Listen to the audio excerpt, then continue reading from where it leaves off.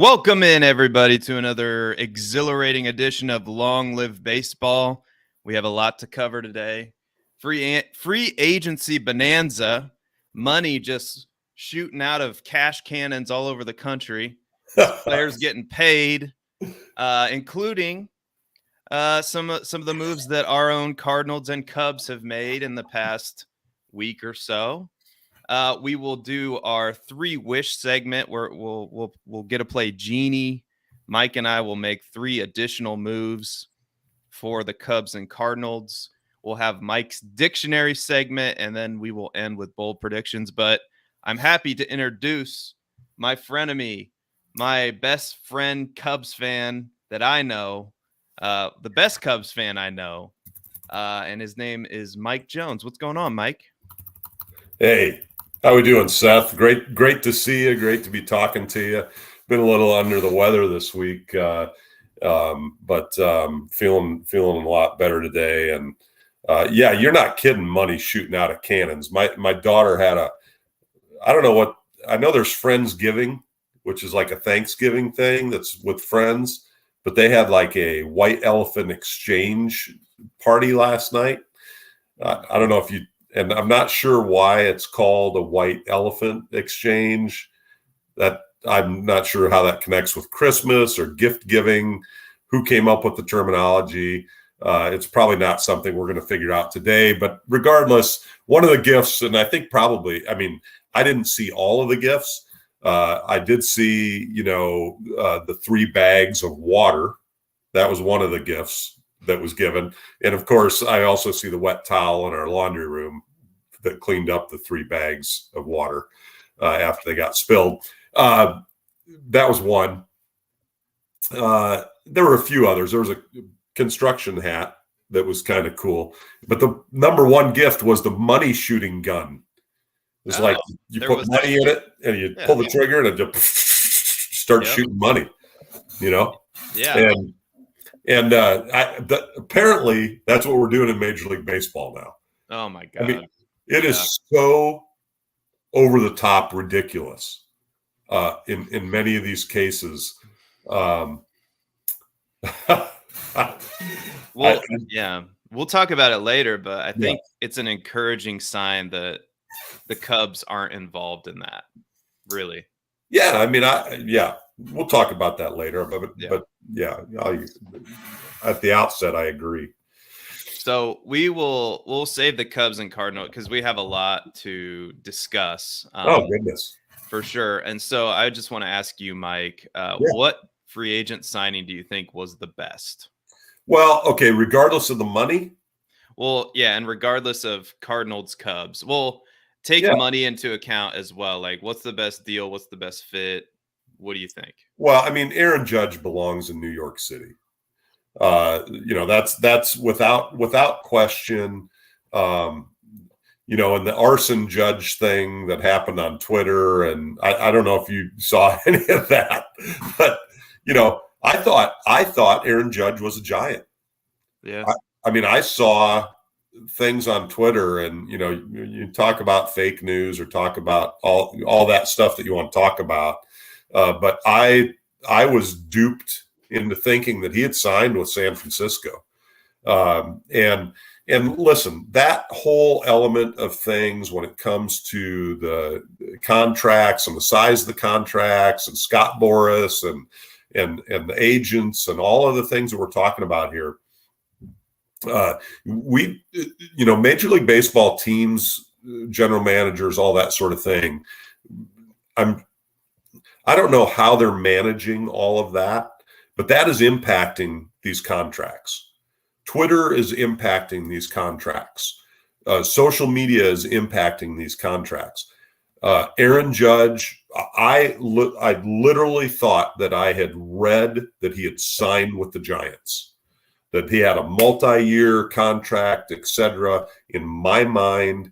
And then the next day I woke up and read that he had signed with the Yankees.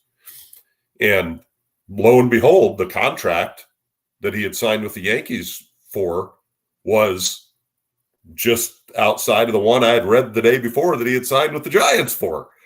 That was fake news. Yeah. right? Or I haven't looked into it deeply enough to know all of that. But on the surface level, those things, there's no question that just like, don't want to get political on this show, but just like politics are being affected by it, these contracts are being affected by it. And it's being used to drive the prices up for players in some way, shape, or form. That's just my hot take, on it. Yeah. Because obviously the contract sizes are huge. Would I love to see Aaron Judge in a Cubbies uniform? Absolutely. But Yankee Stadium was built for Aaron Judge. He belongs there. And in the who knows, 20 years from now, 30 years from now, may go down as one of the best baseball players ever to have played the game. And so signing him, yeah. I don't know, because I'm looking at the list of free agents, just to rattle off some of these. If people aren't aware, you have Aaron Judge that you spoke of, 9 years, $360 million. That's a $40 million average. Trey Turner, 11 years, $300 million to the Philadelphia Phillies. Xander Bogaerts, 11 years, $280 million to San Diego. Jacob deGrom, who is approaching 35 years old, 5 years, $185 million to the Texas Rangers. And so win a World Series. Yeah, right. That's probably one of the more head scratching ones. But if I had to pick out one that, and I could go on and on down this list, Justin Verlander at almost 40 years old gets paid by the New York Mets $43 million per year for 2 years, which I thought was absolutely insane. But I thought one of the more fiscally responsible moves was a guy that I was sad to see leave St. Louis, and Jose Quintana, and to see what he went for when he had just an ERA just above 2 down the stretch for us, and was one of our more consistent pitchers. Again, not an ace caliber guy, but definitely a guy you can slot in the rotation. For 2 years, $26 million, $13 million per year in this starting pitching market that we're in right now, where people are making buku bucks. I mean, Tyler Anderson, who I don't think is as good, $13 million per year.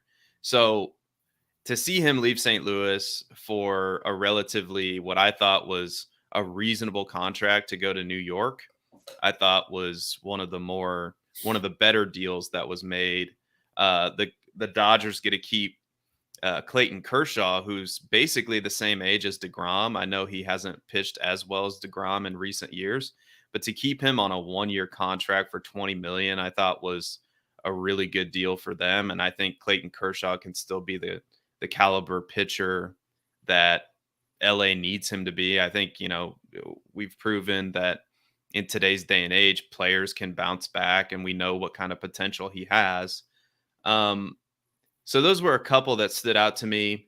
And it's almost like, to transition this to the head scratching, because I did a lot more head scratching. I don't know about you, but I was doing a lot more head scratching than like, oh yeah, that was a good contract, because I remember when Albert Pujols, who was coming off being one of the best hitters in baseball at age 31, signed that 10-year deal, 250, or no, it was 200, 300, almost whatever, a ton of money to play for the Angels. I can't recall the exact number off the top of my head, but it's almost like a lot of these teams forgot about that, because he was in his 30s, like had just turned 30. And you look at the age of a lot of these guys that are signing these huge deals, like Aaron Judge, 30 years old, Trey Turner going on 30 years old, Xander Bogaerts, 30 years old, Brandon Nimmo, who the Mets just re-signed, is almost 30 years old.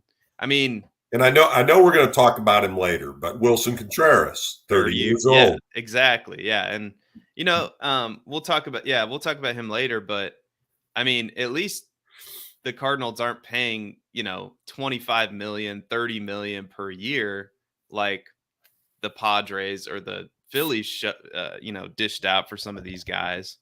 Uh, but what do you make of some of these? What was the most head scratching one to you, Mike? Well, you know which one's the most head scratching one to me, but I mean, it's hard to argue about Justin Verlander after the year that he had last year. But at what, 39, almost 40 years old, right? Um, and I guess it's only a 2-year contract. Uh, if my thinking is correct.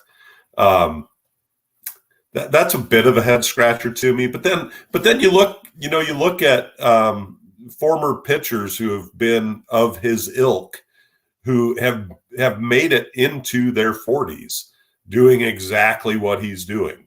And so I don't know, maybe 40 is the new 30.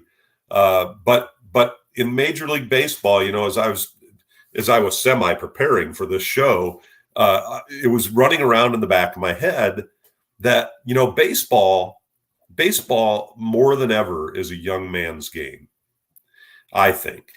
And so to see some of these guys, it's almost like, what's the name and likeness contracts, that some of these NIL or yeah. I mean, we've talked about this on the show before, that the average major league career is not that long. The guys that make the cover of MLB, the video games, those guys are the guys that get the big contracts, right? And the longer term contracts, and they seem to have more longevity in baseball. Javier Baez will always be Javier Baez because he made a first baseman run him back to home to score a run, right? I mean, so there's something about that in baseball that happens. When you watch Ken Burns' documentary, there's a reason we're talking about Honus Wagner, that's a very limited group of people that have these long careers in baseball. And so, it's interesting to me that, so the Verlander, I suppose, getting back to your question, was there a big head scratcher for me? The answer to that. I'm trying to avoid it. We'll talk about that later, but we want to save that for later in the show because sure. For obvious like I think for many reasons, but anyway, I think we would be remiss if we did not talk about for me the Xander Bogaerts the move, a guy who, yes, he's hovered around 300 and he's an all-star, and he plays the shortstop position. Hell of an arm. And he's a great player, and I'm not trying to take anything away from him, but holy cow, like that amount of money, that length of a contract for a guy who's, pushing 30. And the same thing goes with Trey Turner. That's just never a move the Cardinals will ever make, and it's never a move I want them to make because, right. And we'll talk more about it when we talk Willson Contreras, an article that I read that gave me a lot of insight into how the Cardinals do business. It's just never, that length of contract is just never something they're going to be into, especially with a 30-year-old. And, if they were ever going to do it, they were probably going to do it with Albert Pujols, and they let Albert Pujols walk. And rumor had it at the time that they offered him a 5-year deal, and that's all they were prepared to offer him. And obviously that didn't even come close to the deal the Angels offered him. So those two when they came across the wire, my first reaction was, holy cow, like they're going to get 3 to 4 good years out of these guys, and then they're going to start to decline, and then it's going to be bad. Like this is And good for those guys getting paid. You know, if that's their market, that's their market. But wow, I just could not believe that. And another item to note, and I wanted to get your reaction to this. I put it on the show sheet. The Mets are going over 300 million. They're projected to go over $300 million with their payroll. And that would be a potential $65 million tax bill for them. So to me, that shows that they're willing, they don't care about this luxury tax. They're willing to do whatever it is they think they have to do to win a World Series. So what do you think of the Mets going over 300 million? Well, you and I texted a little bit about the Bogarts trade or acquisition, first of all. Mm-hmm. And one of the things that I said in my text message was, I think you asked, what do you think about this? And, ridiculousness. However, San Diego has been pushing their chips all in for how many years now? I mean, look at the names that they have signed just in the last 5 years to try to, they think the time is now to do it, right? And what's interesting to me about that is that they haven't done it. And the Dodgers, I think they've pushed their chips all in. They've gone over the threshold too. All these names, not the results that they were looking for, right? Completely.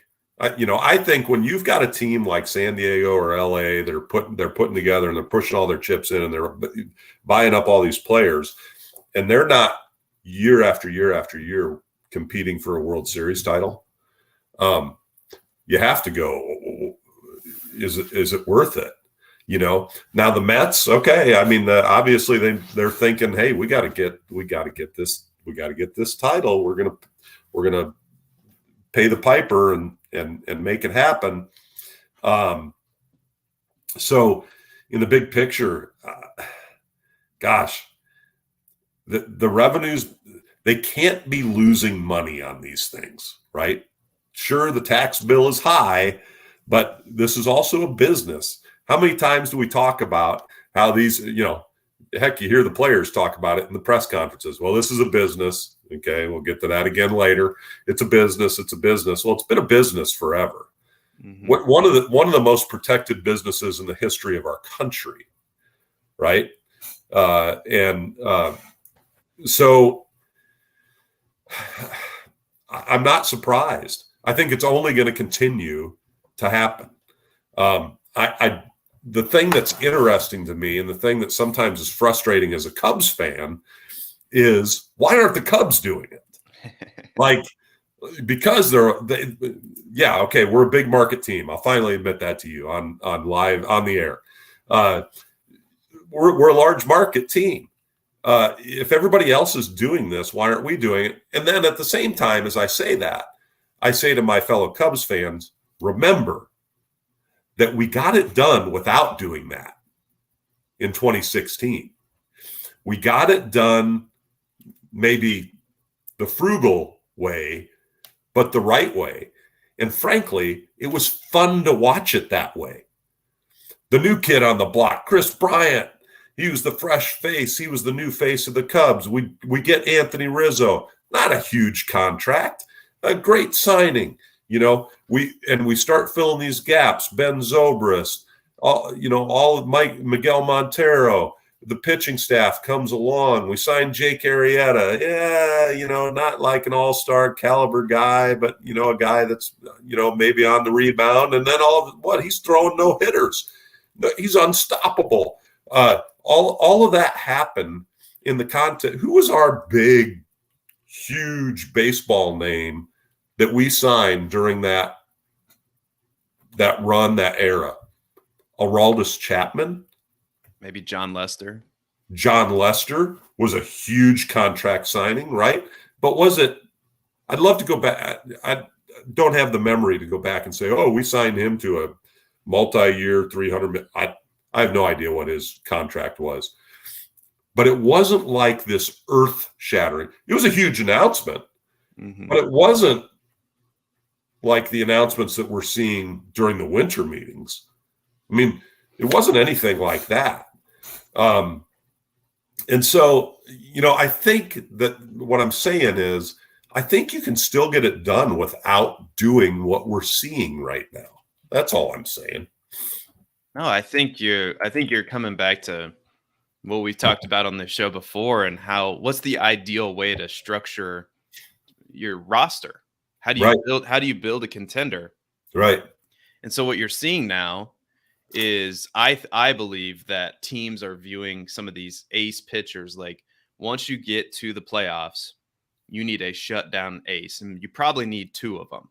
And Yeah. you're seeing that with New York, right? They go out and get Justin Verlander, and they signed Max Scherzer. But you know what? That probably cost them Jacob deGrom, and so that, to me, you could look at as a Mets fan and go, wait a minute, we paid how much for Verlander per year? I know it's not, the length of the contract is shorter, but we paid how much for Verlander and we let DeGrom go. And I would argue that, I'd probably rather have DeGrom, but, that's maybe arguing, would you rather have an apple or an orange? Both are good. But yes, when the Cubs won their World Series, guess what they did? They drafted well and they developed well and they brought their guys up from the minor league level. I still think that's what Houston's done, And how does free agency play into this? Free agency is meant to fill the gaps that you have not hit on through development and drafting, right? And Right. we'll talk about Willson Contreras here in a bit, but that's exactly what the Cardinals did with Willson Contreras. Andrew Kisner, fine baseball player, not a starting MLB caliber player. Fine backup. Ivan Herrera, who's down in the minor leagues right now, is our top developmental catcher, is not ready yet. We have a team that's ready to compete. Makes sense, right?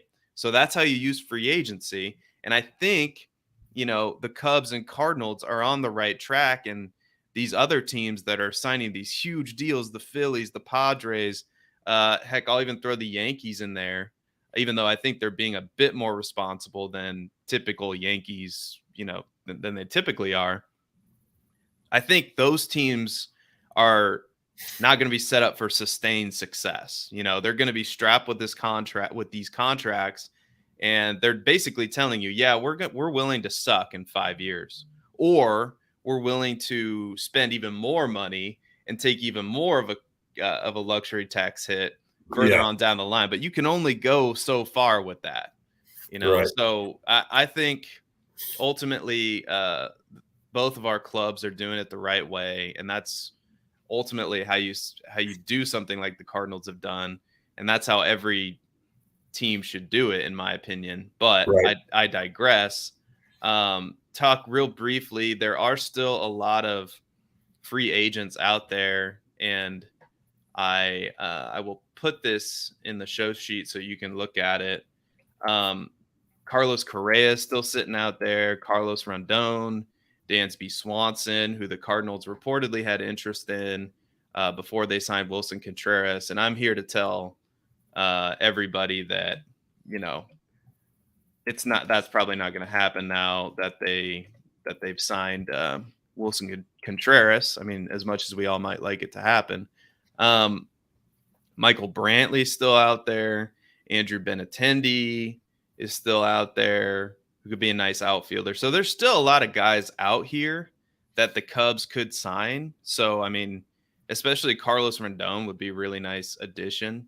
But I think he's also a 30-year-old pitcher. So he's probably looking at the market for pitchers and going, well, if they're getting that, I should probably get, maybe not that big of a contract, but something similar to it. So anyway, which free agents do you think are poised to sign next, and where would you like them to go, or where do you see them going? Well, obviously, and there's a whole lot of talk about shortstop need in Chicago, or we need to sign a shortstop, and that kind of thing. And there's that, for me, there's a question mark about that, because if I'm Nico Horner, I'm looking at the market for shortstops right now, and I'm looking at my numbers compared to the numbers of other shortstops in the league, and I'm going, Wait, why is everybody talking about bringing a shortstop to Chicago? Like, I'm going to probably sign my big contract somewhere, because he has good. Nico Horner's a hell of a shortstop. He showed that this past year. Is his name run around with the likes of Carlos Correa and Bogarts and these guys? No, but I think it will be. Okay. I think that our bigger issue probably, you're going to have to ask me your question again, because my mind is so all over the place with all of this. But when it comes to the big signing, what do I see? Apparently that's what Chicago's looking to do. And so I put us in there because we need one more big, we need a big splash. We need a splash. We need a John Lester-like splash. Okay. I can't say his name, the pitcher we acquired from the Yankees, Taillon. I think Jameson, Taillon.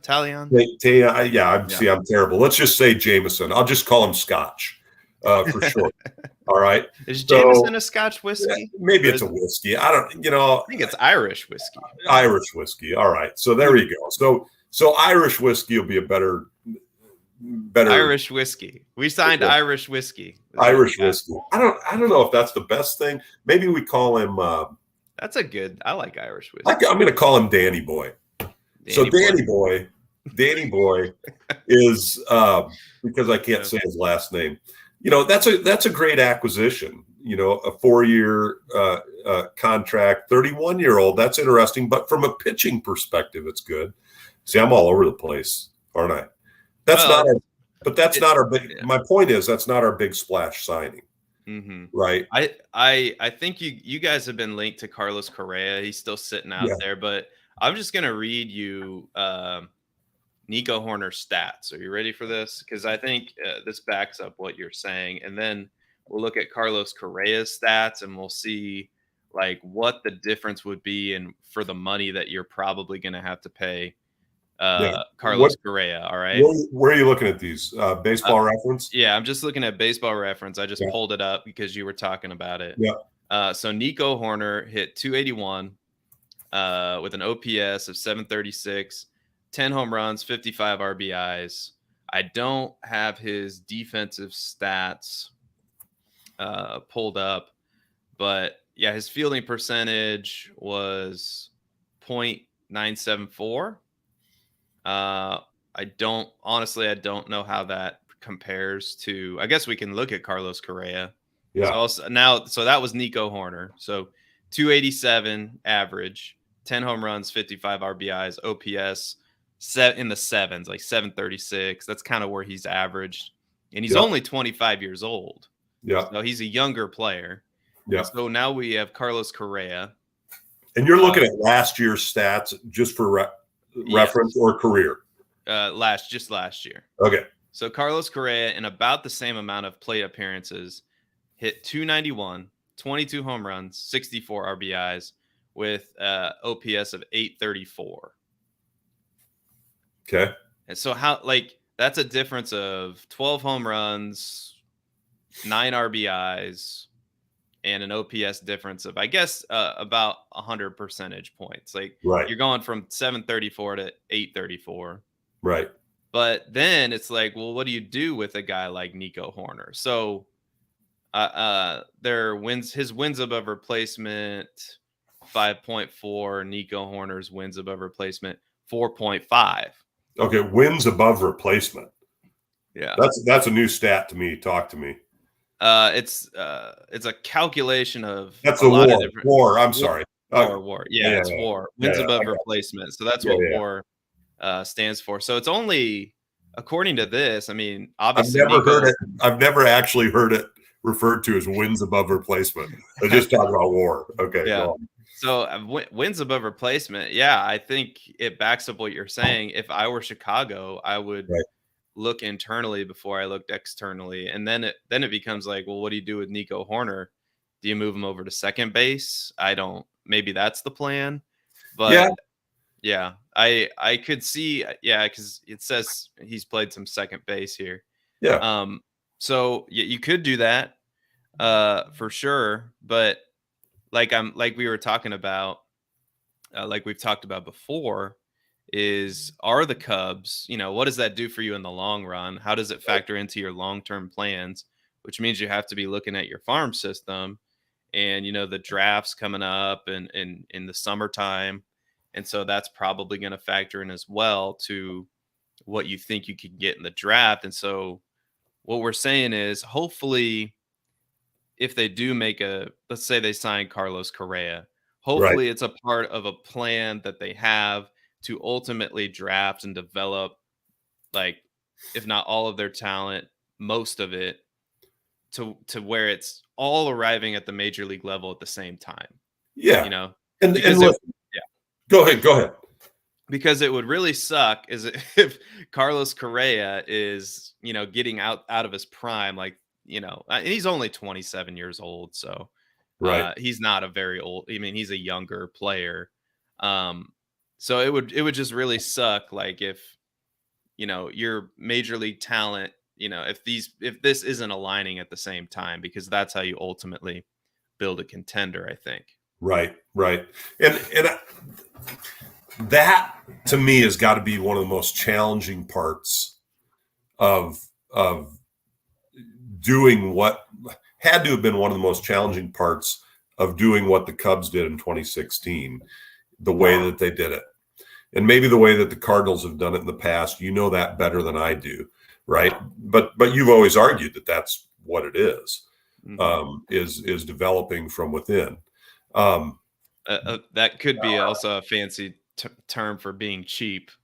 Yeah, well, it could be, but there's a phrase that's thrown around.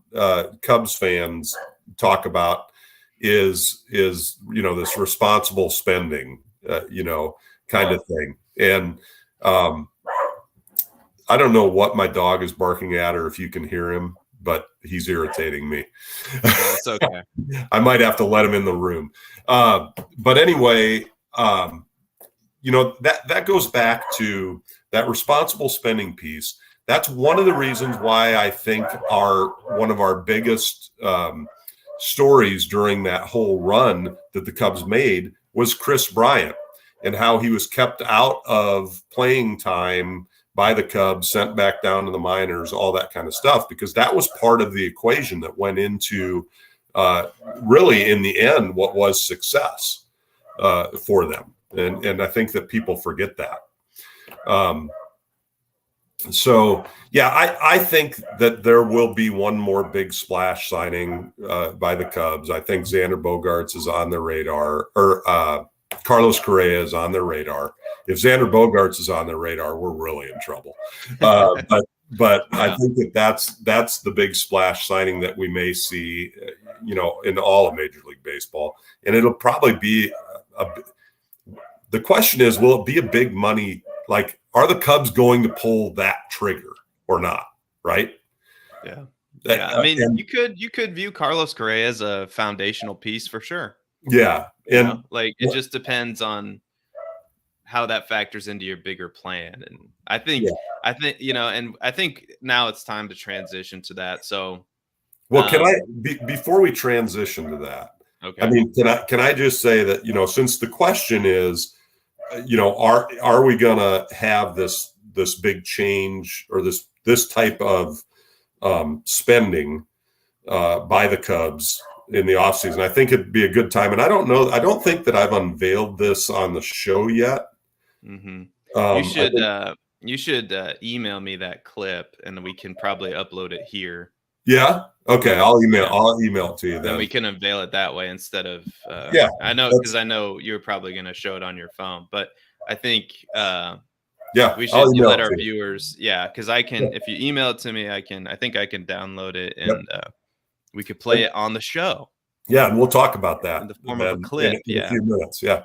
So, but anyway, I was going to transition us to talking about some of the moves the Cardinals and the Cubs made. And so I'm going to let you decide how you want to do this. Do you want to talk about Danny Boy and Bellinger first, or do you want to talk about Contreras? Let's talk Danny Boy and Bellinger first. All right. So I want to know what Mike Jones was thinking when both of those, I mean, Bellinger on a 1 year, $17.5 million deal. Danny Boy, I think 4 years, 50-ish something million. Yep. If I remember right. So what's going through your head when both of those come across the ticker? Yeah. I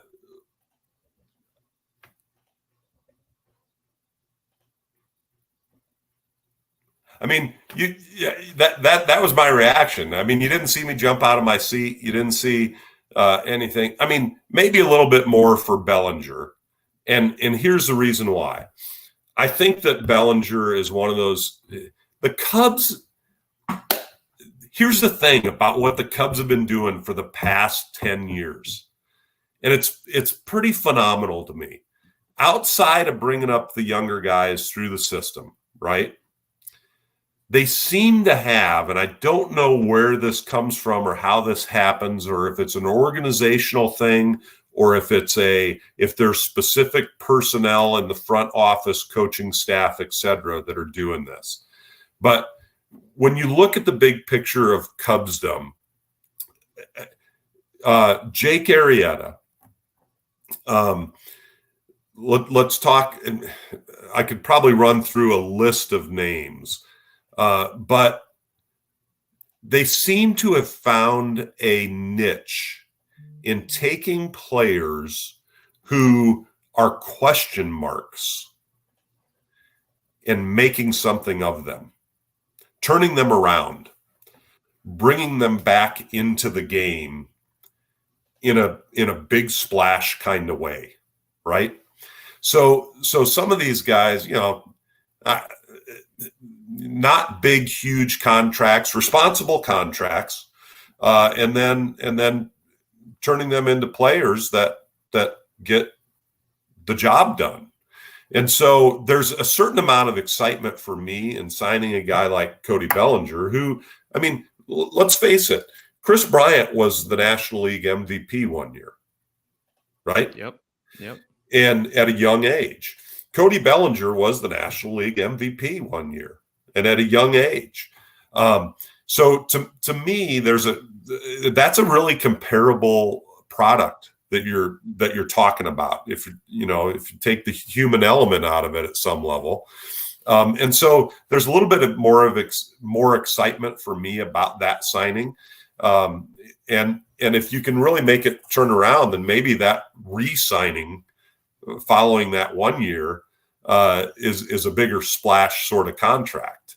And so you've got this opportunity, and you're saying to a kid, hey, we're giving you an opportunity to return to form, and we're going to help you get there. And if you do, you're going to be able to sign a bigger contract, maybe with us, maybe with somebody else. And our club is going to benefit from it either way. Right. And we're going to see the turnaround on the field this next year. And so that combined with the change in rules is going to be really key for Bellinger because the shift hurt him big time.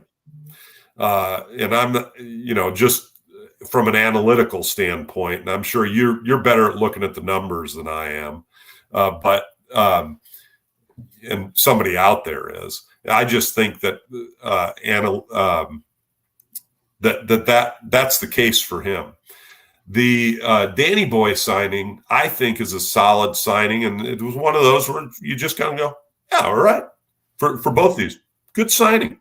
Hey, I like that. Good signing. It's not something that you're going, woohoo! Twitter's jumping, and everybody's like, there's parties in the streets, and Wrigleyville's packed, and we just signed this guy. But I don't know. Are they doing that in San Diego right now? Like, is there a big party going on because they signed Bogarts to a huge contract where they're going to spend a ton of money? I mean, there's no way. I mean, I wouldn't be happy if I was a Padres fan. I would kind of, I'd be excited, but I be like, we gave up how much, and I don't know. It's just Which, that's such a weird team. I don't know. It's a good team. Don't get me wrong, yeah. but But here's almost my feeling point. I mean, uncomfortable. they're solid signings, Yeah. solid, responsible, wise signings. I like them, like both Uh-huh. moves. And so, and I, at some level, being a fan, a fanatic, uh, you want. Sometimes you feel like you want to, because of what you see and hear and read and watch. You want to have that signing like Aaron Judge. You're like, yeah, and there's a big celebration. I want to know this year which fan base is having that celebration. I mean, are Yankees fans having that? Did they have that celebration when the Yankees signed Aaron Judge?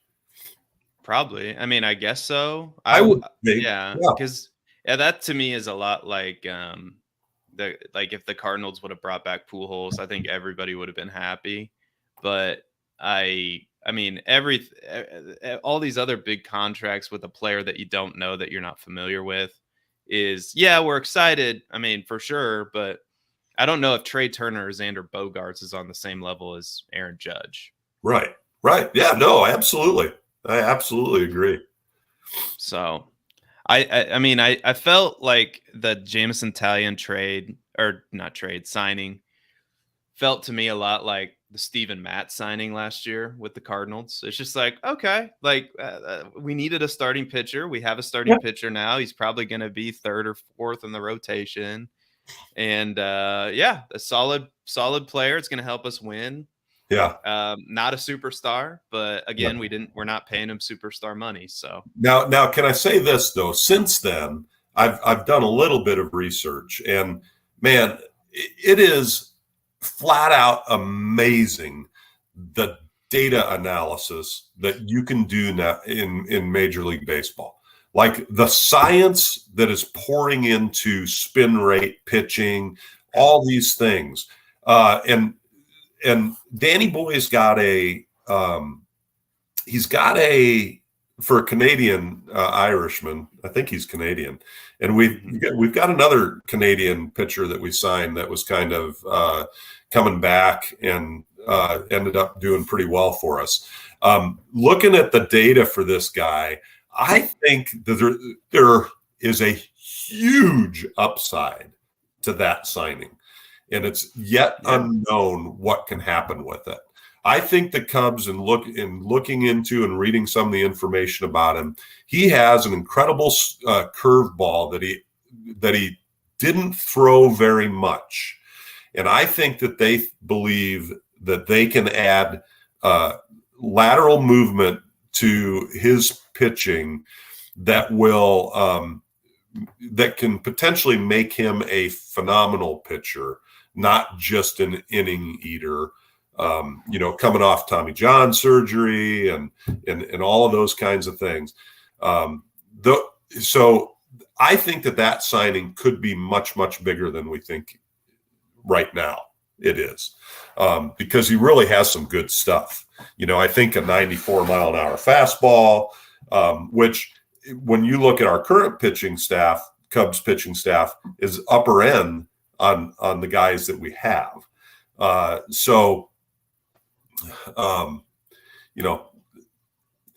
Great signings, solid signings. I like the moves they're making in those regards. Yeah, Taillon's a former top pick of the Pittsburgh Pirates. Correct. He's first round, second overall in 2010. Yep. And I mean, behind Bryce Harper. Yeah, it was at that draft. I don't know. Yeah, I'm not sure either. But and I think these are some of the moves the Cardinals make too, and this is, I think, bodes well. How many people knew that he went 14-5 with a 3.91 ERA last year? Started 32 games. I mean, just to me, that's a pitcher who, I mean, struck out 151 guys in what I'm trying to find the innings pitched here, but I can't find it. 177 innings. Okay. 155 strikeouts, 7 strikeouts per 9, or almost 8 strikeouts per 9 innings. I mean, that to me is a very high quality pitcher that you just signed for. I mean, that to me is a foundational piece, whether he's, the second or third guy in the rotate. I mean, he's a solid arm in the rotation. Yeah. And So again, Pittsburgh lets this guy get out of town for not, seemingly not a lot of money. I mean, it's not like he was a superstar when they got rid of him. So I don't know. Yeah. What'd you say for innings pitched? 177. Marcus Stroman was our leading pitcher for innings pitched at 138 last year. Wow. So, and he's gone back-to-back years. He's in his 6-year career. 4 times he's gone over 130 innings pitched. 5 times he's gone over 100 innings pitched. And that's not really fair because he only started 18 games his first year. So he was on pace to hit like 170 innings pitched, probably at least, if he would have pitched the full season. So I think when that one came across the wire, I thought, damn, I don't like that, because I think that was a good one. I thought the Bellinger deal, that was somebody I thought the Cardinals could potentially be in on for a similar, because I didn't think he was going to command a long-term deal like some of these guys. Yeah. So, and I thought maybe the NL West connection with Goldschmidt and Arenado coming from LA, probably knows those guys pretty well. I thought maybe they could recruit him over to potentially play, an outfield spot, and that would give us a little bit more flexibility too, to potentially trade a Tyler O'Neill to get a pitcher or something like that. But I think the Cubs honestly are being responsible with their spending, and I think it gives them a lot of flexibility to do what the Cardinals are doing to be competitive, because I feel, they add another piece or two. I think, maybe they're not contending like the Cardinals are probably going to contend, but they're in the ballpark. They're in the neighborhood. They're giving the Cardinals problems like they always do, seemingly. So it's, I think they're going places. I think they're doing it right, and they're going to have high draft picks in this upcoming draft in the summer. So so when you talk about that signing in the big picture, okay, Kyle Hendricks, who was shut down last year, partial tear, right? And the loan, and it's worth saying, one of my Twitter follows out there is a Cubs fan, Lauren Wisdom, who is a Kyle Hendricks fan, and constantly reminding the Twitterverse that Kyle Hendricks is the final holdover from the World Series roster. So Kyle Hendricks, Marcus Stroman, Danny Boy, Justin Steele, Hayden Wesneski, who is one of our acquisitions from the sell-off, and 4 starts, 33 innings pitched, 2.18 ERA. Adrian Sampson, Keegan Thompson. I'm comfortable right there. Like I'm comfortable talking about those names all together as staff, and who knows, we may have, there may be one more in there before it's all said and done. So it's exciting. Like you said, hey, we finished 3rd in the National League Central. People forget that. It's not like, and not that the National League Central is hugely competitive or strong right now. It's not like we're making deep runs in the playoffs. The team that wins our division seems to get knocked out of it. Well, at least for the past several years, but cheers to that. And anyway, go on. Should we transition to Willson Contreras? Have you stalled long enough, Mike? No, I'm not stalling at all. Go on. I'm ready. Right. So, like we alluded to earlier in the show, so Cubs, to just put a bow on that, Cubs, if I had to give it a grade, A. A. Solid. Yeah, it's Solid. fine. Absolutely. You're doing exactly what you need to do. Bellinger was a great. I think if he turns it around, great. If not, fine. You're not committed to him long term. Now, Taillon, great. I love that. I give the Cubs an A. okay. Now I'm gonna only because I follow my guys at Cubs on Tap. Am I gonna say this? One of the guys, Cody on Tap. I can't say his last name either, so I'd call him some whiskey name, but I can't think of one, and I have no idea what his ethnicity is. But anyway, he is pissed right now after the Xander Bogaerts signing, and here's why. Because of how crazy it has gotten this year, he's angry because the Cubs had an opportunity to do it last year and didn't for a lot less money. Like as in the form of a trade. Yeah. But they're not in that. They're not in that position though. They're not in a position to give up prospects to right. Like that's stupid to me. Like, why would you do that? I don't really think he's all that to write home about anyway. Right. Like, I think you're fine with Nico Horner. I think Cody's off base here. I don't think you should be that pissed at all because in the long run, it's not going to matter much. And you're going to be a lot happier with those prospects like that you don't even know about in 3 years or 4 years. Like you wouldn't have those if you went and traded for a Xander Bogaerts right now. Like that, you need to get out of that mentality because that is not going to take you anywhere. Yeah. And I know we're going to be talking about catchers right now soon. So I'll save the rest of that commentary for that. All right. So I'm not trying to delay the conversation anymore. And I just want to make sure the audience knows that the signings, those two signings are A's. Now, this next thing I'm about to talk about is an F on the Cubs part. I think this is terrible for a lot of reasons. Okay. And if you want to be mad about something, I think this is what you should be mad about. Personally, that's how I feel. And if you want to disagree with me, fine. It's whatever. But the Cardinals signed Willson Contreras, which I'm going to give the Cardinals. This is an A home run, knock it out of the park signing to me because, again, free agency, what's the purpose of it? The purpose of it is to plug holes in your organization. The Cardinals are a win now team. They needed a catcher. They got aggressive. They went out and got Willson Contreras for, honestly, I thought a pretty reasonable deal. $17.5 million average salary over 5 years. 5 years, $87.5 million.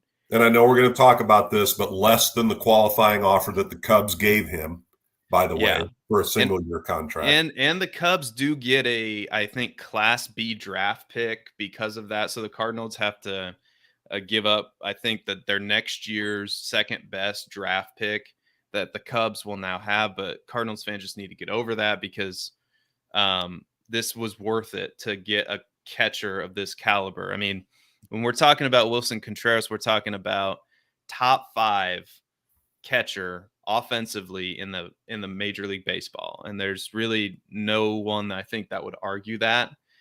In his introductory press conference, he talked about Yadier Molina and how Yadier Molina kind of convinced him to, become a St. Louis Cardinal. And it's not lost on anybody that whoever the Cardinals decided to replace or to be their catcher this year was going to have to replace Yadi. And that's, for the last 20 years, we've been watching Yadier Molina play catcher. And so I think that's something he really takes pride in. When I was watching the introductory press conference, I got chills because he was talking about Yadi. He was talking about, that he wanted to be in St. Louis. And I know if you're a Cubs fan, you might say that or might watch that and think negative things. And maybe you did, but to me, it just feels like it's a perfect fit. Well, listen, you mentioned getting chills. I threw up in my mouth a little bit when I saw him in the Cardinals uniform. So listen, And here's the thing. I think Jed I'm not sure who said it, but there are 29 other teams that a player can sign with. Okay, Yeah. This is going to happen from time to time. It's gonna. The Cubs were not looking. I'm not giving an F on this one. Okay, Willson Contreras is a converted catcher. All right, that was not when we won the World Series. Yes, Willson Contreras was catching games. He was also playing the outfield. Okay, and so there's that piece of it, and I know that this happens with baseball players. But I don't think the Cubs were in a spot where we were looking to sign a 31-year-old catcher to a 5-year contract. And I think that I know your love for Yachty extends beyond the sticky baseball on the chest protector. I know it does. And probably for good reason, because the same love that you have for Yadier Molina is the same love that we have for Willson Contreras. But at the same time, people forget that when we won the World Series, one of the guys that was behind the plate is now our manager. One of the guys that was behind the plate for much of that run was a guy that, I don't know, unfortunately, however, it didn't end well, and I wish it would have ended better with Miguel Montero. Okay? And then you have Willson Contreras, okay, who was in, think about that, a 3-guy rotation at catcher now, okay? And there are some numbers out there that I think we have to dig into in regards to Yan Gomes and Willson Contreras. And I'll have to find them. I don't have them prepared. But while you're talking at some point, I will find these numbers, because it's interesting to look at the ERAs of Cubs pitchers this last year. Yan Gomes behind the plate and Willson Contreras behind the plate. And I know that's like a slippery slope looking at pitcher ERAs with catchers, right? But there are some interesting numbers out there in regards to that. Now, don't hear that I don't love Willson Contreras, because I do. I've got a picture on my phone of his last game at Wrigley Field, coming out afterwards waving at the fans. His like 3rd or 4th curtain call of the season at Wrigley. Yeah.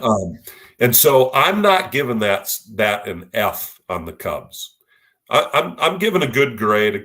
I'm giving a good solid C+, B- for the Cardinals on that signing. And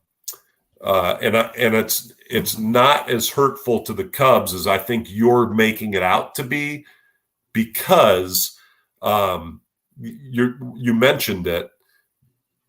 The Cubs are getting a compensatory draft pick out of that, because we had given him a qualifying offer. And this is a business.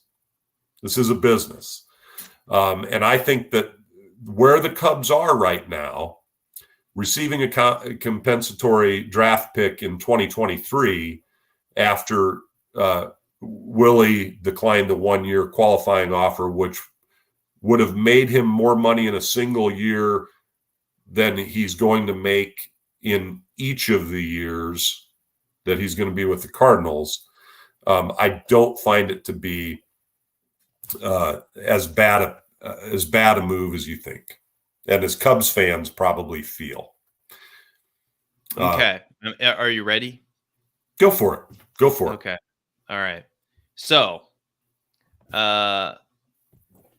here's why it's an F. I'm going to tell you why it's an F, because you're right. It is a business, and you have to play the meta game, right? Right. So good catchers are hard to find. Yep. Good catchers are hard to find. In my opinion, it might be the hardest position to find. Right. As far as good defensive catcher, which there are some statistics that would point to that Willson Contreras, especially with his framing, is below average, which could be why the ERAs were not as good. But it's something he's gotten better at over time, and it's something that I think he can improve on, which the Cardinals did discuss when, the Cardinals are aware of this. So good catchers are hard to find, and you should try to keep them at all costs, which is why I think the Cardinals overpaid to keep Yadier Molina around. Bias. You've got a bias. You've got a bias there, but go ahead. What do you mean a bias? Well, listen, Yadier Molina, here's one thing that I am going to find interesting. I'm not going to state anything on it. I think that when you say good catchers, give me another example of good catchers are hard to find. What do you mean? Give me another example of a catcher who has been in an organization as long as Yadier Molina, that has seen, some level. Here's what I'm saying. I think your heart's there's emotion playing into what you're talking about right now. And I don't think you can make some of these business decisions based on emotion. Go ahead. Well, it's not emotion. It's not emotion. It's who are the top 5 catchers in baseball right now? Yeah, that's a great question. Who are they? Exactly. Willson Contreras is one of them. What do you base that on? What do you base that on? I mean, what's the number one factor that you base who are the top 5 catchers in baseball on? Well, how rare it is, his arm strength behind the plate. And I talked about his framing already, but just based on my evaluation of watching him play, his offensive ability, I mean, he's hit over 20 home runs as a catcher in 4 years. He's a 3-time All-Star as a catcher in the past 1, 2, 3, 4, 5. In 5 years, he's been an All-Star 3 times, including last year. Right. So I'm basing it on that. I mean, that means he's the best catcher in the National League, or the second best catcher. So to me, that would be why. Also, you're keeping him, and as I'm getting to this point, the Cubs knew that the Cardinals needed a catcher, right? So if I'm the Cubs, right, I would have worked something out, something. What if it's in reason, and I don't know, maybe it wasn't, maybe he wanted a 4th, if it's something similar, I would have been involved in more discussions. We don't know what happened, but the Cardinals needed a catcher. You knew that there was a good chance that he could sign with the Cardinals, right? This allows the Cardinals to not have to trade for Sean Murphy. And I don't know if you saw what the A's wanted for Sean Murphy, but it was an unbelievable haul that they were requesting for Sean Murphy. And I guarantee you the Cardinals would not have done that. Like they would have gone to option C before they would have gone to go get Sean Murphy. Well, that's because they're a small market. They're a small market team. A large market team might be able to make a trade for Sean Murphy. No, Cardinals aren't doing it. I promise. Like they're not giving up Donovan, Lars Nootbaar, and but a large market team might be able to sign a Sean Murphy. But that for the same reason that you're arguing to keep Willson Contreras, they're not going to go trade for Sean Murphy. What are we talking about? The Cubs made Willson Contreras an offer. It was right on par for market value for Willson Contreras. Right on par for Willson Contreras. Above what the Cardinals offered him. Above what the Cardinals signed him on. Willson Contreras chose to go to St. Louis. People say, the big, he's chasing the money. He's chasing BS. He could have had that money in Chicago. He was ready to go. That's my argument. You don't think he ever was offered the 5-year, $87 million deal by the Cubs? Not this year. I don't think the Cubs. I just think they were in rebuild, and they saw Yan Gomes, who played what did he play? 86 games Yeah. Yeah. last year because Willson Contreras was on the IL for a good portion of the time. Yeah. Yeah. Absolutely. How did Willson Contreras make the All-Star game? Offhand, I don't know, but probably voted in by the fans. That's an emotional decision. So anyway, moving on with my argument that you keep trying to interrupt. Cardinals, this allowed the Cardinals to be in a stronger position, right? As a contender. So the Cardinals were able to not give up any of their prospects, which we'll talk about later, how they could potentially use those prospects, because the Cardinals now have a logjam at many, many positions with their prospect pool. And they didn't have to go trade for somebody like Sean Murphy, right? So if your argument is, well, Willson Contreras wanted to go to a contender, didn't want to re-sign with the Cubs, then maybe I'm inclined to agree with you. But if you're sitting there saying that, oh, Willson Contreras is not a top 5 catcher in baseball, I'm gonna disagree with you, because I believe that he is. And that's why, another team like Houston was potentially interested in him as well. And the Phillies, I think it came out that the Angels were interested in him. So there are many other teams that were interested in him. And it wasn't an astronomical contract either. I don't think. I thought it was right on par. I thought it was fair when it came across the ticker.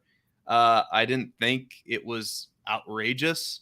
I think and to talk about how the roster now aligns, like yes, you have players in their 30s at the major league level, but you've also drafted, developed, and you have prospects as well. So you have a hole in free agency that you filled, and you spent money to do it, but it's the perfect way to use free agency to make your team stronger.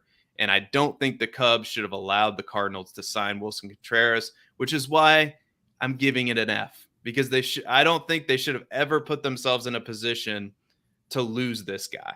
That's just my opinion. Okay. I think he's right on. I think he's right on par, not defensively, but offensively, with some of the better catchers that we've seen. And I know you watch this team every day, but I look at the numbers and I'm thinking, I don't think this is a guy you can let get away, because the Royals were in a similar position with Salvador Perez, and they chose to keep him around because of the leadership, because of what he meant to the franchise. And I think the Cubs should have done something similar here. Yeah. All right. Yeah. Because if the Cardinals, let's just go down this road for a second. Cardinals are not trading for Sean Murphy. If that's the price, there's no way. No, right. No way. I don't think not happening. Yeah. No, I agree. Okay, Willson Contreras is a Cub. What do they do? There's no good answer. Do they trade for somebody from Toronto who's not as good? Like, they're screwed at that position. They really are. Like, Willson Contreras was the perfect solution for them. Yeah. Yeah. So I would have done it just to keep him away from my rival, because you have the money to spend on a Willson Contreras, but that's just the meta game I would have played. Yeah, and they made him a qualifying offer at better than the market rate that he got. Right. I mean, I know over the course of time, I get that, that he's getting paid or whatever, but is he getting paid like one of the top 5 catchers in baseball? I mean, we got all this talk about Sean Murphy, and I'm going to be completely honest. I don't know enough about Sean Murphy to be intelligent about talking about him and acquiring him and all that kind of thing. But if you're talking about the top 5 catchers in baseball, and you're saying that, one of your top priorities is to have a catcher that you keep and retain and all that kind of stuff. I think also one of the things about catchers is that it is one of the toughest positions to play over the long haul. And so when you're looking at numbers for Willson in the last year, there were injuries. You talked about the number of games that Yan Gomes, put in for the Cubs this past season. You've also got PJ Higgins, who was in that rotation, right?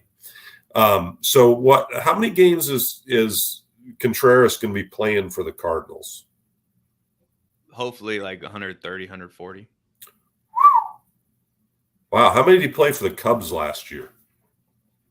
I mean, different team, different position. I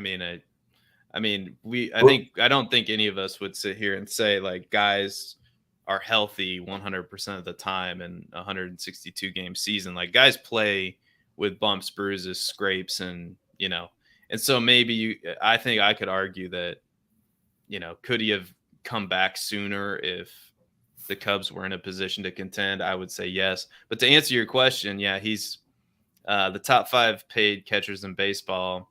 He is now paid on average the 4th per year. With JT Realmuto, Salvador Perez, Yasmani Grandal are all catchers that make more than him per year. And then he's 4th now on that list, and then James McCann. And then it's a huge drop off after that. And that's my argument too, is like, and guess what? Yan Gomes is on that list. He is the Cubs were paying Yan Gomes $6.5 million last year, right? Or for this upcoming year.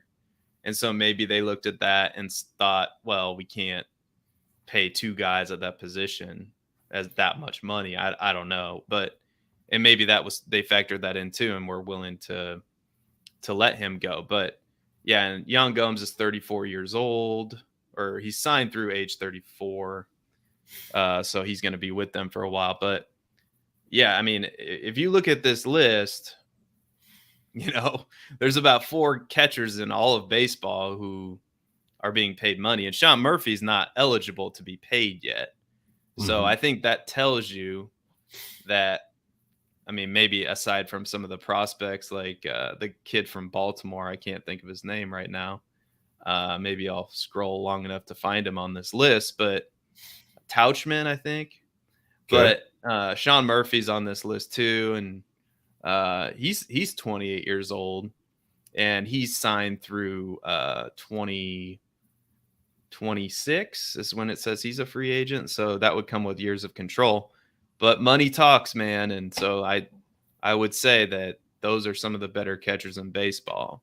Yeah. Well, I think there's no question to me that Willson Contreras is one of the top 10 catchers in baseball. Okay. I don't know. And of course, the past 10 years, come on, I'd be saying he's the number 1 catcher in baseball, yeah. on an emotional level. Well, yeah. But there's other guys that are out there, and I think you have to look at. I just think you have to look at like how much are you going to be using him too. There's a lot more that plays into the equation, and so listen. I know that you really would like to see me get all emotional about having. Well, you already did. So I lose Contreras to the Cardinals and all that stuff, but this is not like this is the first time this has happened, right? No. I mean, there are tons of players. It's just the most recent time. There are tons of players, including just this year, former Cubs who have played for the Cardinals. John Lester, Jose Quintana, and of course there are more the famous ones, Lou Brock being probably the biggest one, right? But Bruce Sutter, Lee Smith, Rogers Hornsby, perhaps the greatest player on the list, right? Yeah. So are you making an argument right now that the Cardinals have a history of signing former Cub players and then going on to, do things like winning the World Series with those players? And then if that's the argument you're making right now, then did you just make my argument for me? Did I state? I think you stated that. I didn't say anything about that. Listen, Mordecai Three Finger Brown played for the Cardinals in his first year. Did you know that? I did not know that. Yes, he did. Great stat. And so it A goes. great news blur. That's a great. Yeah. So anyway, It also goes both ways, right? Dexter Fowler. How'd that work? Yeah. How'd that work out for you? Jason. Clearly one of the worst signings that the Cardinals have had in recent history, for sure. Yeah, Jason Hayward, the Riot, Ryan Theriot. He won a World Series with us. Yeah, Joe Girardi. I mean, there are tons of names that we could list. So this is part of baseball. Great signing by the Cardinals. I'm not going to take it away from them. It's going to be hard. There's going to be an emotional standpoint when Willie comes out. I hope for Willie's sake that Willie becomes 100% healthy again and is able to play all the 140 some games that you're hoping to get out of him this upcoming season. And when he hits his first dinger, which inevitably he will, I'm telling you, he's going to celebrate like nobody's ever seen somebody celebrate. There's going to be that fanatic in me. There's going to be, all that's going to happen. But I think that in the long run for the organization, it wasn't as terrible of a move as you feel that it was for the Cubs. Agree to disagree. Should we move on now to our 3 wishes segment? Yeah, sure. All right. Do you want to go first? You go ahead. Okay. Yeah, you go ahead. I'm not gonna lie. All right. So 3. Are we? Is this okay? I'm just looking at the show notes here. Are we talking about tweet of the week, or is that later? Crap. I forgot about that. That's all right. Talk about tweet of the week. I can start it off with tweet of the week. Okay. Tweet of the week for me, and I hope this doesn't play. It didn't. Was tweeted by Bally Sports Midwest. It's a clip of Willson Contreras. I don't think we can necessarily ignore how significant that is for this offseason. It's clearly the biggest move the Cardinals have made. And the tweet says, Contreras says the first time he envisioned himself in the birds on the bat was when Pujols hit career home run number 695. Quote, it really impacted me. I did put myself behind the plate with the St. Louis Cardinals for the first time that day. I really enjoyed the feeling. And in the introductory press conference, like I alluded to earlier, he talked about what it meant to him to replace Yadier Molina as a catcher, and what Yadier Molina meant to him, looking up to him. He said he was my idol. So I think he takes great pride in replacing Yadi. And for anybody else, well, for some catchers, I think there would be a lot of pressure. And I think this is the perfect signing because I don't think this guy, because of the relationship that he has with Yadi, is really going to feel that pressure. So what did you think when you saw that quote, or if you saw the tweet? Yeah, no, I didn't see the tweet until this was during. So he's saying that when he first envisioned himself in a Cardinals jersey was during this past season. Yes. When Yadi hit. When Pujols hit 695. Pujols hit. I'm sorry. Yeah. And so he envisioned himself in a Cardinals uniform while he was a Cub. He's dead to me. No, that's pretty. That's pretty wild that he was thinking about that then. But in that moment when you're watching Pujols do that, what baseball player fan worth their salt wasn't happy for that player? I know. I say that tentatively because anyone who's watching the show might really dig into me on the comments here. Feel free. But hey, I love the Cubs. I hate the Cardinals, but I love baseball. And so whenever that's why we love this game. That's why we the title of our show, right? Yep. Because there are so many things that are so beautiful about the game. No, for sure. So what's your tweet of the week? Feeling. My tweet of the week? Yeah. Oh, gosh, I had it here just a second ago.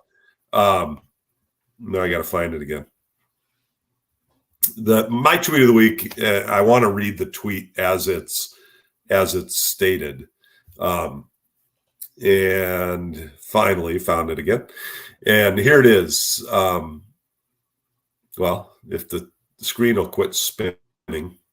But the bottom line is the news that I'll just say this. It could be. Hey, here it is. Congratulations to Pat Hughes, the 2023 Ford C. Frick Award winner. Pat Hughes being inducted into the Hall of Fame, this upcoming induction as a broadcaster, a well-deserved honor for who is quite possibly the best baseball radio broadcaster in the game today. Well, he is. That's why he's being inducted into the Hall of Fame. And so reading that tweet on the heels of Willson Contreras being signed by the Cardinals, gave a little bit okay. So that's probably why I'm a little less emotional, or you're seeing a little less angst in me about the signing. Those two news stories came out at about the same time. That's pretty cool. I've got I don't know if I've told this story yet or not on this show. Have I told the story about going to Cincinnati to watch the Cubs play the Reds at Great American Small Park and hearing, Small Park? Yeah, Great American Small Park. Yeah. Have I told the story? Do you know? So I don't think not on the show. You've told me before, but yeah. So my family and I, we go out to Cincinnati for a ball game. We're heading out east for a vacation, and we decided to stop at the small park to take in a Cubs game. And prior to that, a year before, I was listening to a radio broadcast, and the Cubs were in Cincinnati. And Pat Hughes mentioned a diner in a hotel there. He and Coombe were having a conversation about it. And so we decided to, while we were there, just to hit that diner because we like diners. We like good food. And, hey, if we run into Pat Hughes, the bonus, right? Because it sounds like that might be where he eats breakfast. Mm-hmm. So another thing that they had talked about on that show was Pat's love for Argyle socks. And so before we left for our trip from Southeast Iowa, I picked up a pair of Argyle socks, and we made our journey east. We end up in Cincinnati. We go to the diner. We're eating breakfast. The food was fantastic. All of it was fabulous. I've got my back to the wall. I'm watching the door, waiting for Pat Hughes and Coombe to come in. And alas, they didn't show up for breakfast that day. So dejectedly, I walked out of the restaurant with the Argyle socks in my pocket. We walked around the corner. My wife said, I'd like to get a cup of coffee. Walking down, there's the Starbucks right there. We're walking by the windows of the Starbucks, and I look to my right, and I'm like, that dude looks really familiar. There's a guy sitting facing the window on his phone playing Words with Friends. And he looks really, is that who I think it is? I walk up, I say something to my son, we get in line for coffee. And as we approach the guy who's along the line, I'm looking at him and he's playing and not even, nothing. And I'm like, I think that is. And I walk up and I say, Mr. Hughes? And he turns to me and he says, yeah, hi, how are you? What's your name? Said, my name's Mike Jones. I came from Iowa to give you these. And I hand him the pair of Argyle socks. And he takes them and he says, why, thank you very much. That's very thoughtful of you. Puts them down. And I didn't even think to get his autograph. One of those moments. Here I am, a middle-aged guy talking to a legend. and he takes this picture with myself and family, and very graciously, by the way. And so there you go. There's my Pat Hughes story, and deserved Hall of Fame uh, uh, award winner. Yeah, that's a great story. It reminds me of my Mike Shannon story. Yeah, I was a little kid, and I don't know what we were doing. I think we were just walking around the ballpark, maybe like I can't remember if the Cardinals had an off day or what the heck was going on, but we were walking around Busch Stadium, and we noticed that Mike Shannon just comes out of the door. We have a similar conversation. It's like, "Is that Mike Shannon?"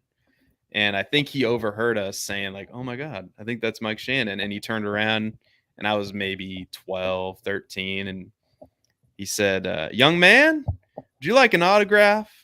And I said, "Yeah." I like nodded. And it's just that moment when you meet these guys who are such a big part of your daily life. Like yeah, I listened to Mike Shannon probably every day when I was a little kid, like because my dad always had the game on, or my mom always had the game on while she was doing something in the kitchen or whatever. It was always a part of our lives. And to meet these people who you hear every day, it's surreal.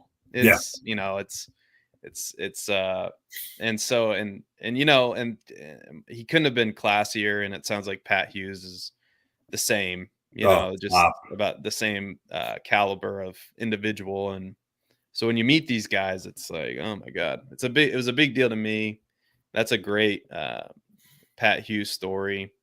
And so I don't know how I'm going to transition us to our three wishes game that we're going to play. yeah. So to Go let the for it. audience know what this game is, Mike and I came up with this idea, or maybe I came up with the idea and I forced it upon Mike. I don't know, but That's how it generally happens. all right. So I forced it upon Mike against his will. So he's about to play this game with me that he doesn't want to play. But anyway, we get to make 3 moves for our teams. And the rules are, and I don't know if I told you the rules, but it might completely destroy any move that you might make. Yeah, right. Um, Oh gosh. yeah, the rules are it has to be relatively reasonable, I guess. It has to fit their current direction that you think the club is going in. Um, and yeah, I guess that's about it. So, do you want me to kick this off? Kick it off, because I need a good model All of right. what this is going to look like. Okay, so buckle up because I think the Cardinals are in win now mode. Hey, buckle up doesn't do it. In honor of Pat Hughes, fasten those seatbelts. Okay, go ahead. All right, so I don't know how this is gonna work. Okay, so the first thing that the Cardinals are gonna do is they're gonna trade for Shane Bieber. Oh darn it, this Oh isn't my gonna work like goodness. I want it to. God Yeah, dang it. that's correct though. I mean, what you're showing there on the screen is that's about Anyway, what I'm worth. $57.20. anyway, we'll hide that. That's not what I wanted to happen. I wanted to bring it up. Uh, anyway, but on the baseball trade here, I'll bring it up on the baseball trade while I'm talking. So, Hit it. Cardinals need a starting pitcher, and a little known fact that most people don't know is the only pitcher that is signed through 2020 to 2024. So the only starting pitcher that the Cardinals have signed beyond 2023 is Steven Matz. So they need to figure out, like, okay, what does our starting pitching staff look like in 2024? Right. And I think a perfect way to address this would be to trade for somebody like Shane Bieber, who I think is a potential top of the line starter for would plug in, I think, as their best starter right away. And would also be a guy who could be in the playoffs, a guy who can come in and shut down, just be a lockdown, shutdown ace of a pitcher for the Cardinals, which is something I think currently they don't really have. And as I'm scrambling to put this up on Trade Finder, here we go. I will let you know who it is. All right, who the Cardinals are going to be giving up for Shane Bieber. They're going to be giving up Tyler O'Neill and 2 pitching prospects, Hentz and Hierpe, which I think Hierpe was their first round pick last year. So he's a guy that the Cardinals think very highly of. So this would be quite the haul that the Guardians would be getting. And I'm just gonna here. I think this is gonna work better. I'm gonna share the screen. Yes, this is what I have to do. Is it this one? No, it's the other one. All right. So here we go. Can you see that? Let's do it this way. There we go. I don't know if you guys can see that or not. Hopefully you can. But maybe we could just do it like this. There you go. Hence O'Neill, Hierpe for Shane Bieber. And according to this trade finder, that's even. That's a fair deal. So I think the Guardians would be in on that. They get a couple pitching prospects. Now, the Cardinals could also throw Hudson in this deal. According to the trade finder, Hudson's not as valuable, which is why I don't have him in here. But if they wanted a major league replacement, we could give him Hudson, Hudson or Libertor, I think are both MLB ready, who are kind of odd men out in our rotation currently. So that's move number 1. Okay. Are you ready for me to buckle up your seatbelt, because I'm about to knock your socks off with this next trade? All right. I'm ready. And I don't think it's crazy. Because once upon a time, the Cardinals were interested in a guy named Giancarlo Stanton. You remember this? Yeah. You talked about this before. He refused to come to the Cardinals because he didn't want to play for us. So whatever. But the Cardinals were more than interested in trading for him and signing him to a long-term deal, which would have been the biggest free agent contract in Cardinals history by far. I think the biggest free agent contract the Cardinals have ever signed was Matt Holliday. And I think that was like $120 million over 7 years or something like that.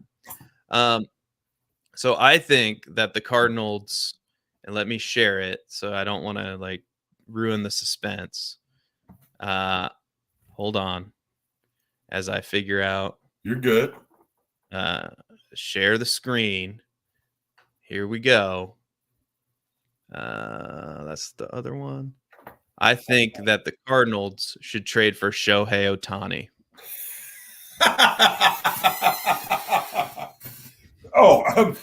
I'm sorry. This is the wish segment. Yeah, this is completely realistic. All right. Yeah. Look at the trade numbers here. Yeah. It's fine. I don't know how to. Here we go. Maybe you can see it better now. Yeah, there we go.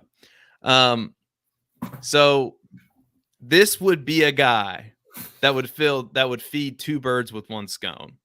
All right. The Cardinals need a left-handed bat. Wait. Did you say scone? Scone. Well, wait. And you also said feed 2 birds? Yeah. This is the PC. We're not trying to kill birds. I was wondering if it was the PC version. Well, I am a Cardinals fan after all, so we ain't killing birds. Right? That's not nice. So anyway, birds on the bat. All right. Yeah. So anyway, we are So if we are interested in this, and the interesting thing about Shohei Ohtani is that he signed a 1-year deal for $30 million with the Angels, right? Yeah.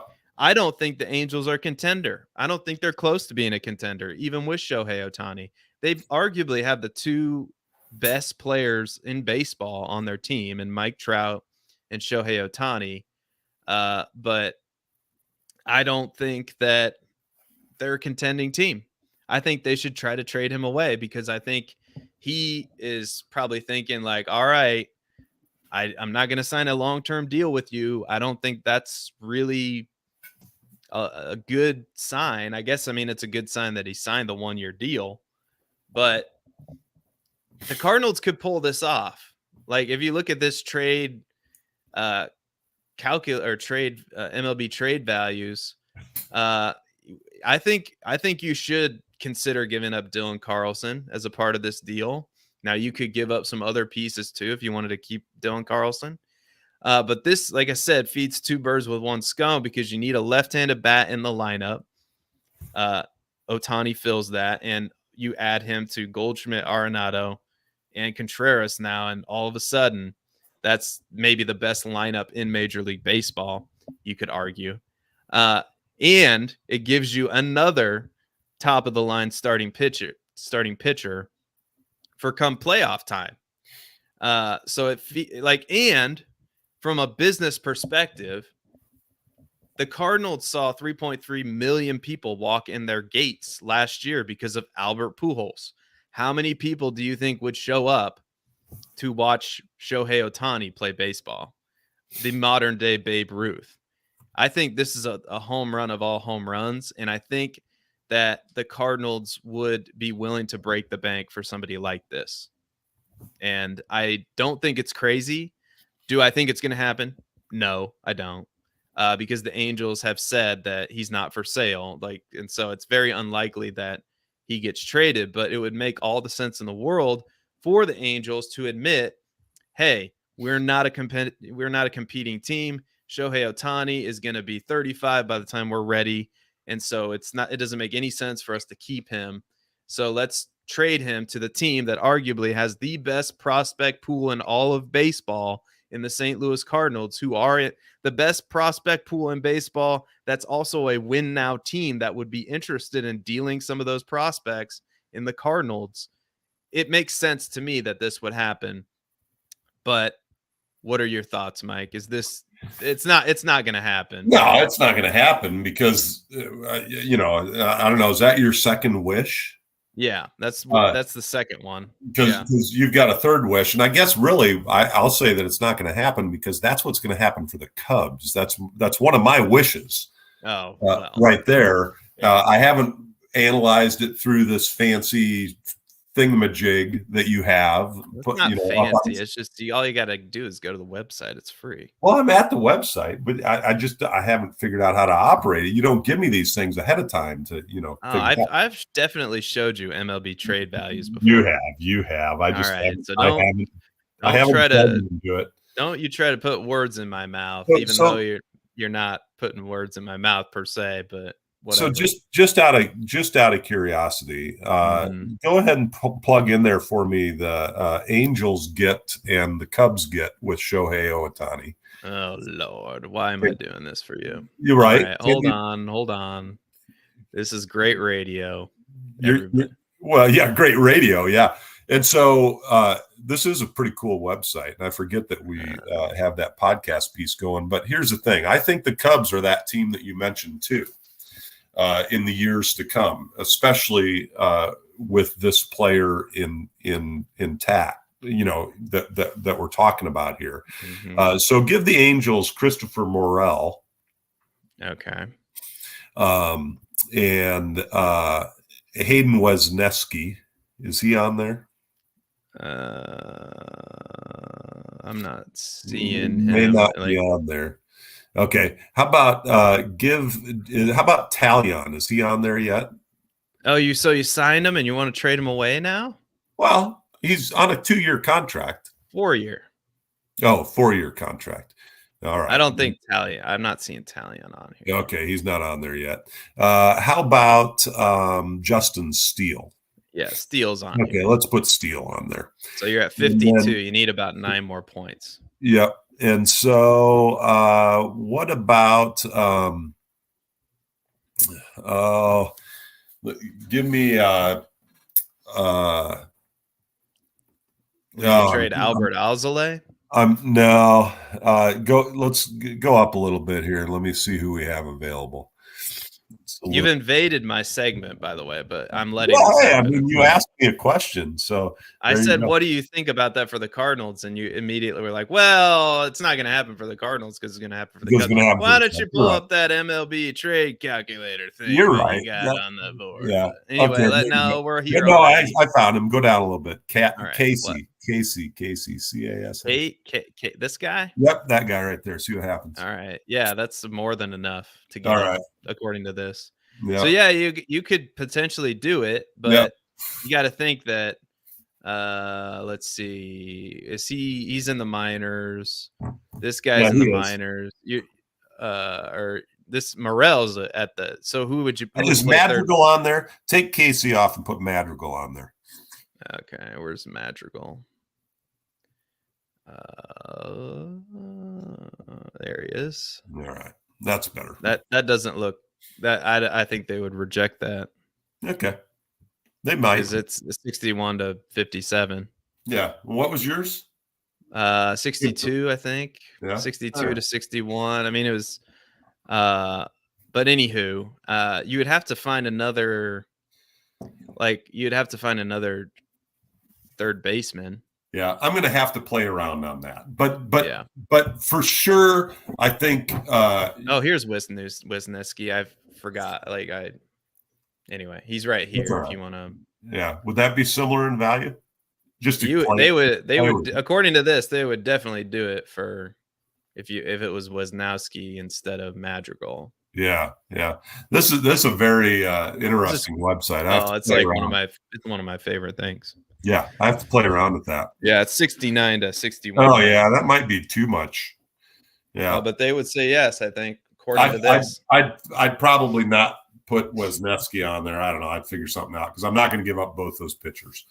But anyway, I'd love to see I'd love to see him in a Cubs uniform, and I think that could happen because we're a large market team who could spend the money next year in a big splash contract when things are happening for us and in a good time and in a win now situation. All right, you're gonna let me give my third wish. Go ahead. I'm sorry to invade your segment. Not as sexy as trading for Shohei Ohtani, but I want the Cardinals to beef up the bullpen a little bit, and I want them to sign Corey Knebel to like a 2-year, $16 million deal.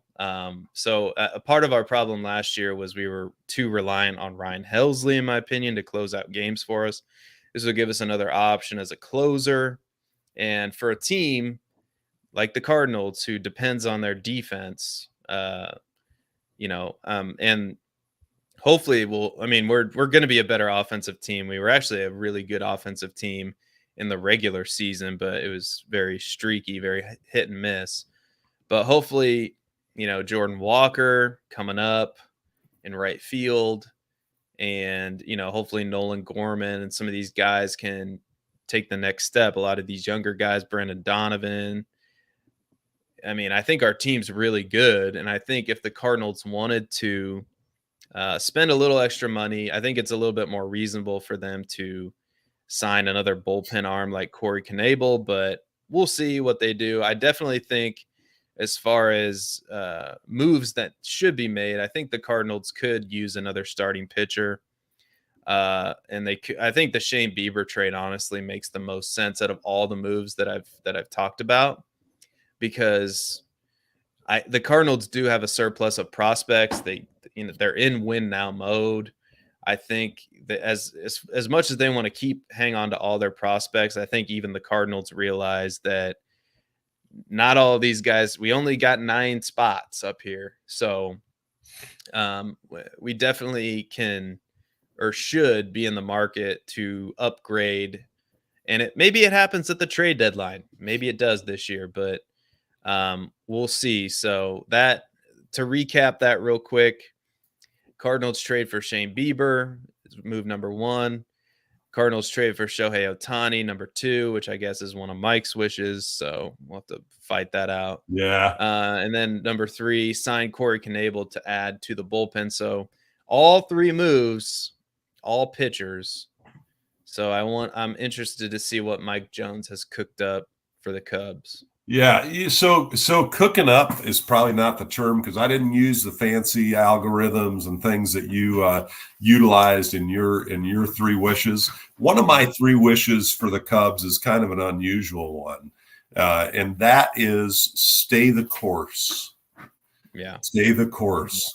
With the big sell-off and all the fanfare that's going on with Willson Contreras leaving and all of that kind of stuff, And the things that we've talked about during today's show. How do you feel about the moves the Cubs have made so far? Yes, solid acquisitions, building our farm system, all that sort of thing. That's what I want to see, because I want to see longevity for the Cubs. I don't want to see the Cubs, and that's something that I think our front office, our ownership has promised us, is to change the culture, to bring the World Series championship to Chicago, and to make the Cubs a competitive team for years to come. I think those are the three promises. And let's not forget, and to make a federally recognized landmark a current place, a good place to go that doesn't smell like piss and beer. And, wait a minute. What's wrong with piss and beer? Listen, there's nothing wrong with it. I'm not saying there's anything wrong with it. All I'm saying is they have made tremendous upgrades to the facility and to Wrigleyville, some that I'm not so happy with, but hey, okay, modernize. That's the word I was looking for. Because the ballpark, they kept the ballpark a ballpark, and yet they've modernized it as well. So those are four things that have been accomplished under current ownership. Do not sell, Ricketts. Do not sell. People are calling for them to sell the club and blah, blah, blah, blah, blah, because they're taking them down this blah, blah. Come on, folks. Those must be recent Cubs fans. Like these people who are squawking like that out there are the people that, paid thousands of dollars to go to the World Series and have been fans for 8 years, So I just don't think it's I like the direction that our club is going. And so stay the course. That's number one. Number two, you already talked to me about Shohei Ohtani. Number three is a difficult one. Don't sell the farm for some big splash thing right now.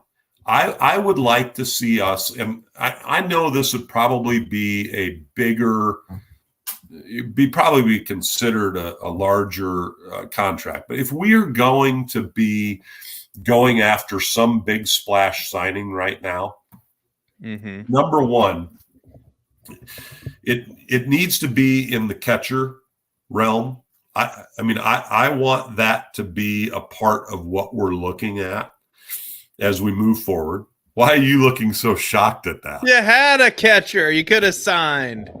Yeah. And you made a whole argument about, he's not that good. Listen. Get rid of him. Listen, here's my thing about that. I didn't make an argument about that he wasn't that good. Oh. Don't get me wrong. I said he was one of the top 10 catchers in baseball. Okay? Mm-hmm. So you can't tell me that I was throwing Contreras under the bus in that regard. I'm not saying Contreras is not a good catcher. I am saying Contreras is a 30-year-old catcher. And when I look at the catchers that are available right now on the MLB free agents list, and I categorize them by age, there are only, unfortunately, there aren't like numbers on the column to the left of the catchers that are available, but there are at least 15, maybe approaching 20 of the catchers that are available in the free agent market right now who are over the age of 30. There are the next 5 are all right on the cusp of being 30. And then the list runs out with the final 4 that they're showing on the page, with the last guy being a minor leaguer at the age of 25.8. We need a young catcher who's going to carry us through the next segment that is a solid catcher. So there's my piece. PJ Higgins and Jan Gomes are probably not the answer for us in the next 3 years, but we're going to be competitive. We've got to find the guy that we can develop through those the years after that, who can come in and make a difference for us. Mm-hmm. And because Willson Contreras was a converted catcher, we've shown that we can do that. I don't know who that guy is. That's one of the moves that we have to make. And I would love to see in that, and this is part of that third wish, I guess. I don't know if these things go together or not. Mm-hmm. But Dansby Swanson is a guy that I think I don't know what's going to happen with him or where he's going to be, but I think he's still out there. Yep. That'd be the guy that I'd like to see. I think you guys are going to sign a shortstop. Yeah. When you say Carlos Correa, there's a little bit more splash for some reason with that name, because Dansby Swanson to me is a very Ben Zobrist type of guy. Yeah. I don't know that Dansby Swanson is gonna call for as big of a contract. Maybe he will. I'm not as knowledgeable in the numbers piece. I've said that several times. I think that he would be a great signing for the Chicago Cubs for a maybe a longer contract. I think Dansby Swanson would be a great acquisition, and so he may be that might be in my three wishes category. Okay, I'm gonna try something out, and He's I don't mean 8 years old. Yeah, I think Correa is 27. Correa is, I think, gonna command big money. I think so too. With the signings that we've seen recently, I think so. And I just don't know if Dansby, on the trade values thing, or is that what the website, or on the free agents sport track I'm looking at, it says Dansby's market value is 24,801. And so a little bit under Trey Turner, a little bit under Xander Bogaerts, which I don't know. Anyway, I'd like to see, I wouldn't be unsatisfied with that move if we can do it without breaking the bank. All right. Do you have a dictionary word today? Are you kidding? I mean, I've always got. Oh no, he's got to. Do you want me to do the thing? You got to do the thing. I mean, that might have been the best moment. If you haven't seen the show where Seth unveiled this theme song, you got to go back and watch it. All right. Listen to it. Ready? Hit it. Welcome to the Baseball Dixon's Dictionary segment of the show where Mike pulls out his dictionary. It still is, and Seth does too. I'm not going to sing. I love that you're still singing that live and on the air. Yeah. It's there's no consequences.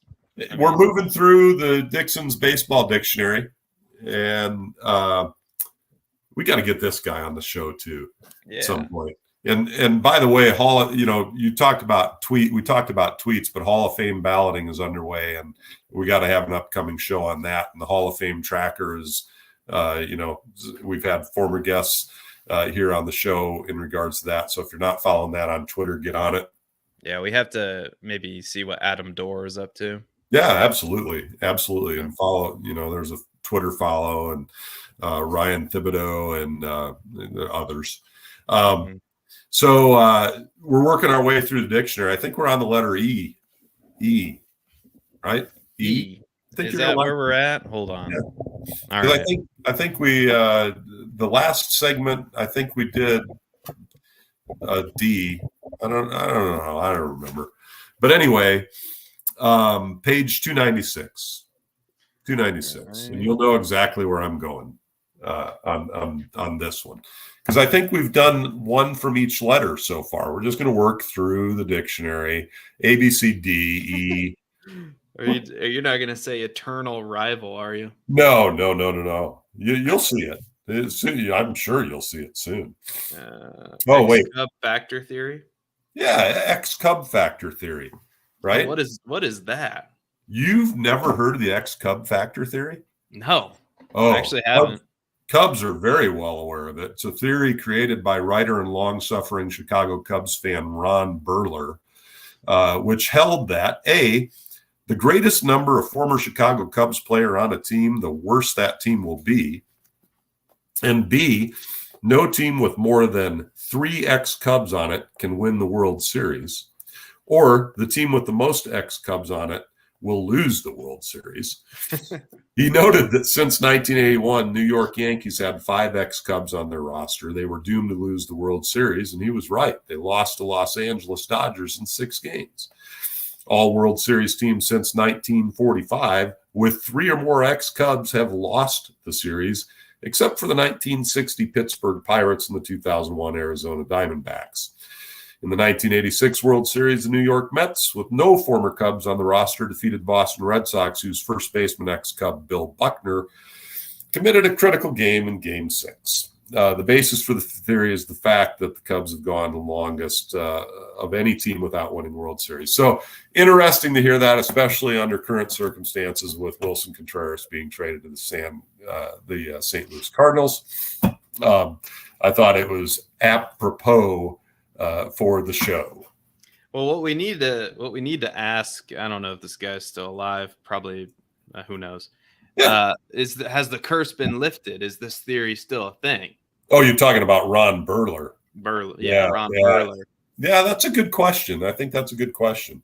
And I think that's a good thing that's up for discussion since the alleged curse has been lifted. Is it still a deal? You're always talking about, does every team have, is there an ex-Cardinal factor lore at all or anything like that? No.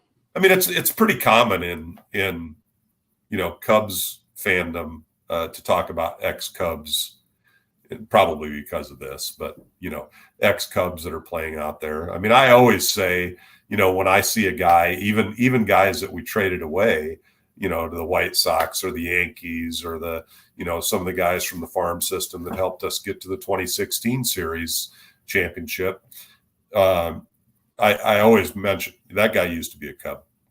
That guy used to be a Cub, when there's a hit or whatever. Do you do that as a Cardinals fan?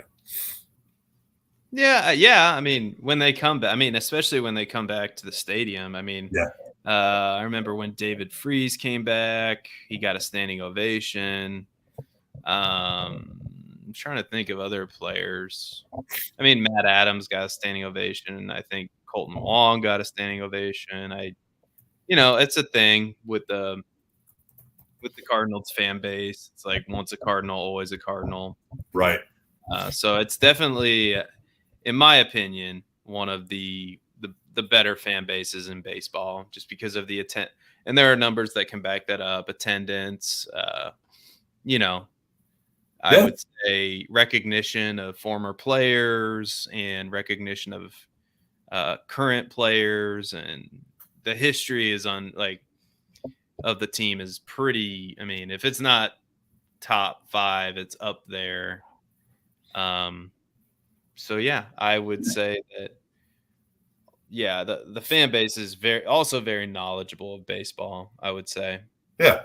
This past season, Vogelbach, that guy was a Cub, Yeah. Oh yeah. I do that. I do that personally all the time. That's what you're talking about. Yeah. Yeah. Gleyber just say they got David Freese in the lineup today. Obviously he's a hero, in Cardinals land, but even when it's like somebody more obscure like Matt Adams, or that's not very obscure. I'm trying to think of like Stephen Piscotty or Randall Grichuk. Oh yeah, I used to play for the Cardinals.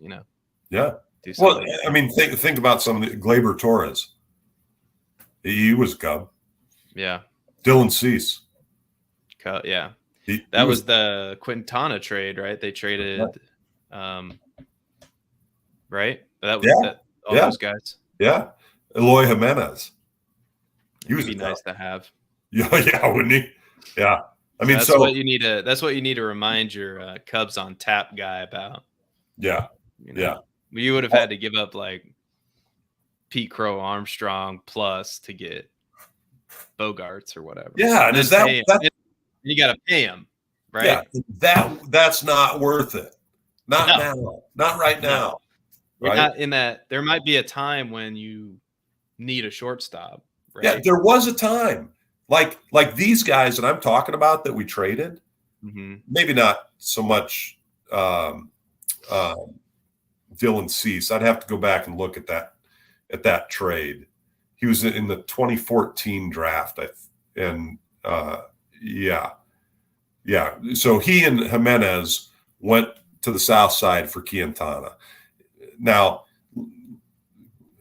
was that a good move? I don't know. Probably not. You have to look back at that trade and go, yeah, that was a bust because it just didn't lead where we wanted it to. Probably still should have and could have, but now that the fire sale happened, maybe not so much. But anyway, the ex-Cub factor.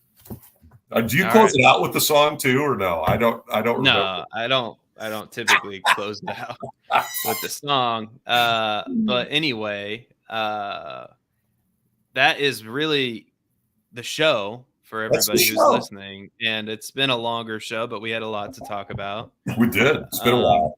Do you have a final thought or a bold prediction, Mike, for the future, the off season until the next time we meet, which will be 2 weeks? Well, we have to talk about that because 2 weeks from today is Christmas Eve. Oh, yeah. So, we'll have to figure out our schedule. The holidays are always, rough. And Mike has a whole family. I have, just a wife and a dog. So I do have a family, I guess. But anyway, we'll have to talk about when our next episode's coming out so we can get a regular schedule out for you guys so when we're going to be coming on live. But Saturday mornings seem to be the best time for us, so keep that in mind as you are listening. We are also on Spotify, and I believe we're on Apple Podcasts now. I just made that happen last night. Awesome. We're also on another I think Google Podcasts. I think we're there. So basically Spotify for sure, or wherever you listen to your podcast. Look for Long Live Baseball because we're now available on the podcast side of things, and download that and listen to it. And if you like baseball, and reach out to us. Do we have we have a Twitter account? Yeah, we have a Twitter account. The link to that is in the description of this show. It's Long Live Baseball with just one L. Somebody took Long Live Baseball with 2 L's. I'm guessing, right?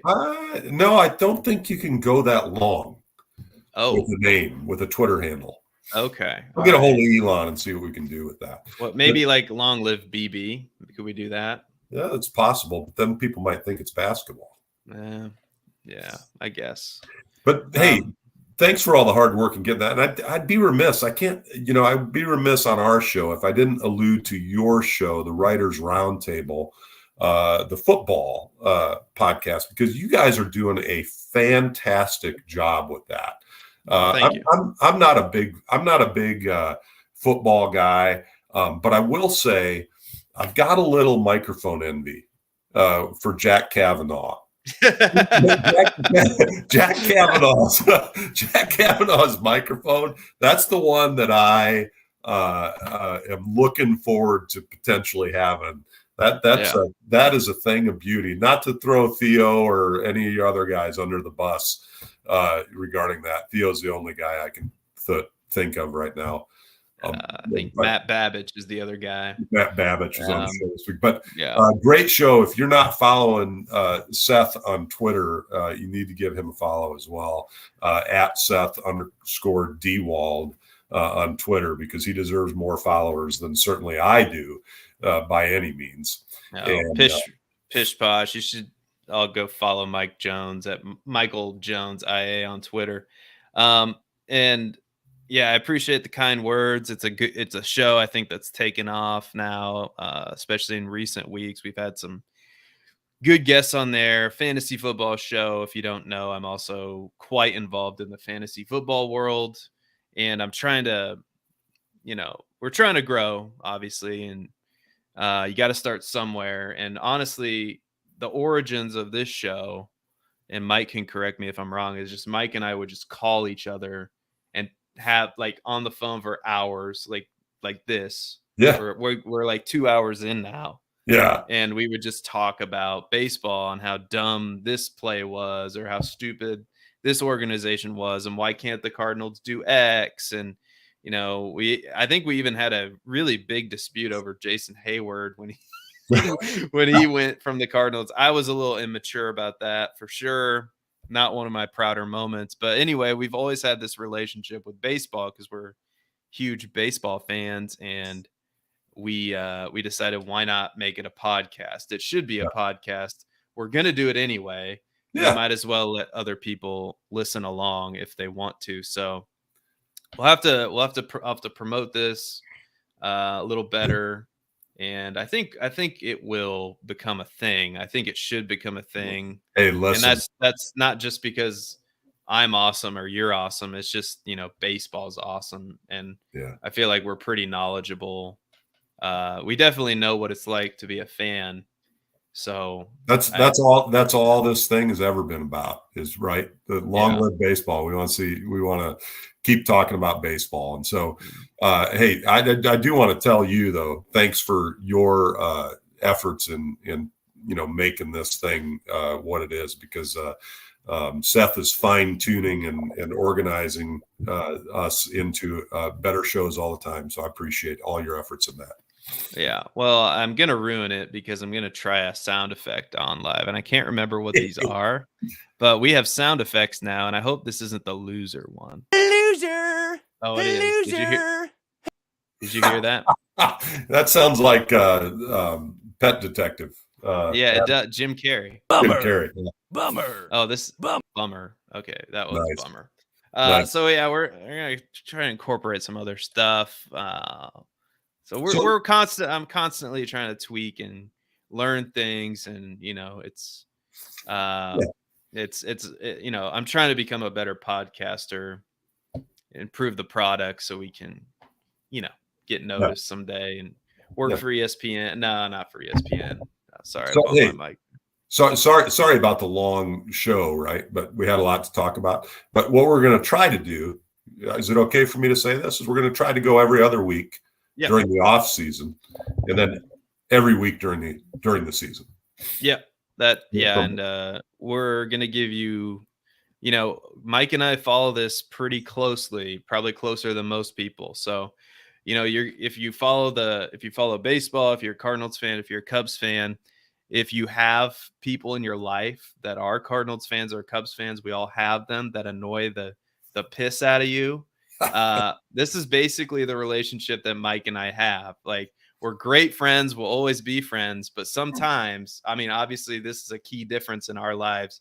We do annoy the piss out of each other most of the time when we're talking about baseball, because I come on here like, Willson, Contreras, and then obviously, that doesn't make Mike happy.